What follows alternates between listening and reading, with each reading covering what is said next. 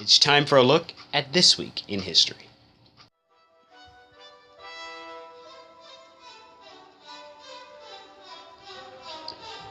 This Week in History, December 13, 2000, marks 17 years since Vice President Al Gore reluctantly conceded the 2000 election to Texas Governor George W. Bush.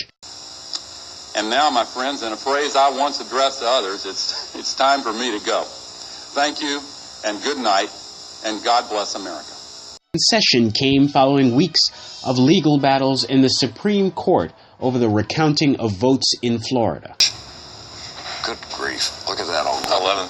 That means automatic recount. Yeah, 11,000 votes. It's less than a half a point. The day before, on December the 12th, Gore gave up his claim to the White House after the U.S. Supreme Court decided by a 7-2 vote that a Florida Supreme Court's ruling requiring a statewide recount of ballots was unconstitutional. The 2000 election, as many may remember, was one of the most complicated in recent history. Between 7:50 p.m. and 8 p.m. on election night 2000, just before the polls closed in the largely Republican Florida Panhandle, all major television networks declared that Al Gore had carried Florida's 25 electoral votes. Call to make, CNN announces that we call Florida in the Al Gore column. This is They based this prediction substantially on exit polls, according to Wikipedia. However, Bush began to take a wide lead in Florida, and by 10 p.m. Eastern Standard Time, all the major networks had retracted that Al Gore had won in the state of Florida and placed Florida back into the too close to call category. Stand by. CNN right now is moving our earlier declaration of Florida back to the too close to call column.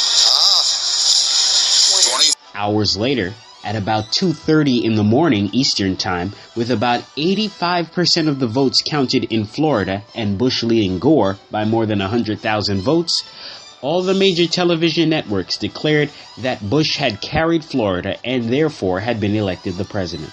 George Bush, governor of Texas, will become the 43rd president of the United States at 18 minutes past 2 o'clock Eastern Time. CNN. Then hours later again, by 4:30 in the morning Eastern Time, all votes were counted. Gore had narrowed Bush's margin to under 2,000 votes, and the major television networks again retracted their positions that Bush had won the presidency. Al Gore, who had conceded the presidential election that night in a phone call to Bush, called him back and then withdrew his concession, stating that he was still in the running to become president. I've just gotten off the phone. It is in fact true that the Vice President has called to recant his concession. In one of the longest election nights ever, the election dragged on from November 7th, 2000 to December 13th, 2000. A whopping 36 days without knowing who was the official president-elect of the United States.